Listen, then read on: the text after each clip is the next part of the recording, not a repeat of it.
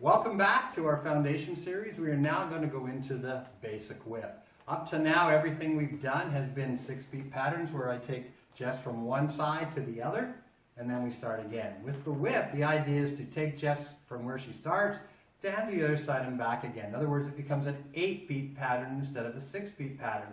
So the count is walk, walk, triple step, walk, walk, triple step. And a whip would look like this. Let's do it from the other side. A whip would look like 1, 2, 3, and 4, 5, 6, 7, and 8. So we took Jess back to where she was. Leader's footwork. Leader's footwork. You're going to step back on your 1. You're going to step to the side on the 2.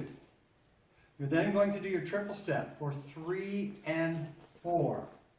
Step 5 to the side, step back in for 6, and then anchor 7 and 8. So let's do it this way to the camera.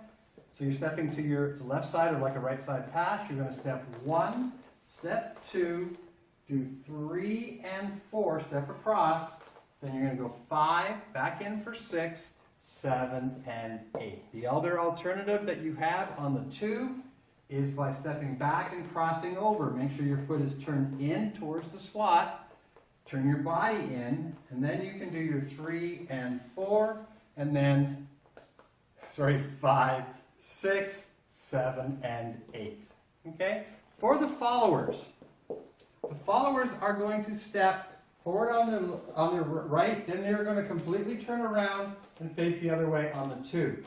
They're then going to step back for 3 and come forward on the 4, turn face their partner on the 5, turn face back where they were on the 6, and in place do the triple step. Okay? That's the basic footwork. Now, how do we get our partner into that? We get her into it by using a prep. The prep we do is basically a prep in and then a prep out. I like to think of this, and I will give Damon D'Amico all the credit for this because where I got it from. He says basically that, let's pretend that your hand is sitting in the middle of the clock. Jess is the 12 on the clock. So to do your whip, when you bring her forward on the 1, you're going to take your hand down to the 5 on the clock. That will actually prep her and get her to start to turn. As you do your 2, you're going to think of this as a very small clock, and you're going to take it all the way around to the 3. Now, as I cross over the 2, I'm going to do that. Jess will turn all the way around and be on the other side. At this point here, she's going to step back for her 3 and I'll bring her back on the 4. Okay, we'll walk through the whole thing in a minute. The other important part for the leaders here is after you've prepped your partner 1, 2, your right hand has to come up just like, just from the elbow, bend it up so that it can catch the shoulder blade of your partner. But you don't want to catch it on the 2. It's like you're catching an egg. You want it to stretch back and then catch it on the 3 end. So as I bring Jess in and I bring the hand to the 5 o'clock, on the 2 I take it around the 3, I bring my hand up, bring my hand up and I just leave it right there and I let Jess come back into it and then I stretch it out so you notice on the 3 end I'm still on the side. But Jess is on her 3 end, and I've let her stretch out at that point. So if we go all the way through to that point, you'll see a 1, 2, 3 end. Now, I have not crossed over yet. I've done my 3 end on the side. I am now going to cross over with my 4. Now, what's important here is that you don't pull your partner in when you cross. What you need to do is when I turn over to my 4, my shoulder's going to come back, and if I have a good connection on Jess's back, then she will easily come forward. So as I go across, you'll notice that we still have a lot of distance in between us because my shoulder, if I go back again, you'll notice that my shoulder is at this point here, and when I turn, my shoulder comes back, bringing Jess forward.